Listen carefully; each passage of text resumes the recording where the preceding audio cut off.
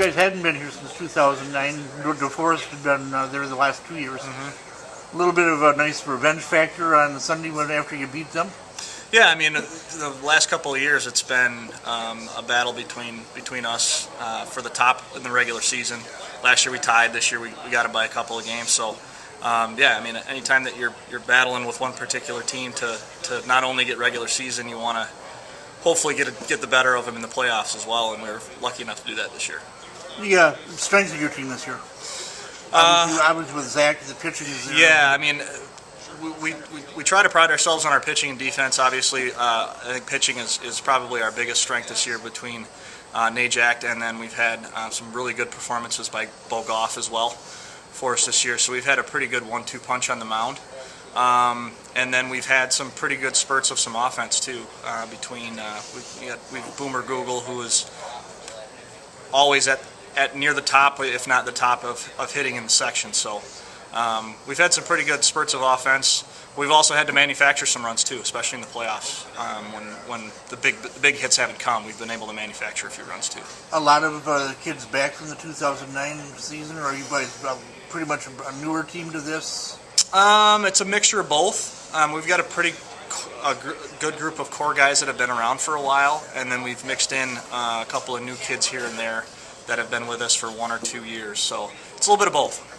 Now going into, you guys have one home game just like the North. You guys start on the road at Black Earth.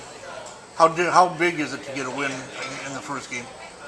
Well, speaking from experience, I mean that really kind of sets the tone for for the rest of the round robin series. If you can get a win the first week, it really puts you in the driver's seat where you've got a little bit more margin for error if something were to go wrong later on.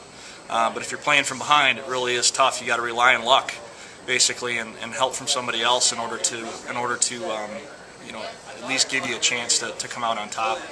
You guys are on the road for the first 2 weeks. Is Right. that a little bit of a detriment to you guys having to go on the road the first 2 weeks? I'm more concerned with the quality of players that we're going to have to play, regardless if we're at home or on the road. I mean, I think this is a real showcase of some real pitching talent between the 4 teams that have made the Final Four this year. So, would we like to be at home? Sure, but I'm more concerned about us playing well against the guys in the other uniform, not where we play. The big thing, though, and then too, getting with the schedule is you guys could have the final game. You could host the final game, and that could be determining whether you go 3-0. I mean, a situation where having that home game, the final game, could. Yeah, I mean everybody would love to go. Anybody that would be in this situation would love to have the opportunity to win 2 on the road with a chance to clinch at home. I mean, I think that would be a dream scenario. But we got to get through week 1 first. That would be ideal because that would mean that you guys, obviously having Verona at 2-0 and you guys at 2-0 going into that, because I think you have the North or the West comes into you guys the last week. Yeah. So it would be a battle between the 2 teams that were going on. I want to say 2-0, and it would come down to that. We're a long way from that, though. Right. You got to go 1 week at a time. That's obviously right. So going into this week now, playing at home and going against, or playing on the road and going against Black Earth's Heshley. Have you seen and faced him? We've never faced him. Tried to ask around a little bit about what he's like. Obviously, his numbers are really, really impressive. Anytime you're putting up that kind of strikeout numbers and holding down some of those really good offenses that he has, that opens up your eyes. So we're going to have to really bring our A game, see if we can work some counts, maybe put a little bit of pressure on him as far as getting his pitch count up there. But hey, we're going to be challenged every week in this. So I mean, you get to go from Heshley, you go Heshley, to Lang, and then the Verona triumvirate with Wallace, Sniff, and I forget the third. Cronky, yeah, the other kid. I mean, like I said before, this year, you can put our two guys in there as well. I think the pitching that is going to be displayed in this year's Final Four is pretty incredible and be a lot of fun to watch. A lot of premium man runs. A team that's going to score more than one could, there could be quite a few shutouts.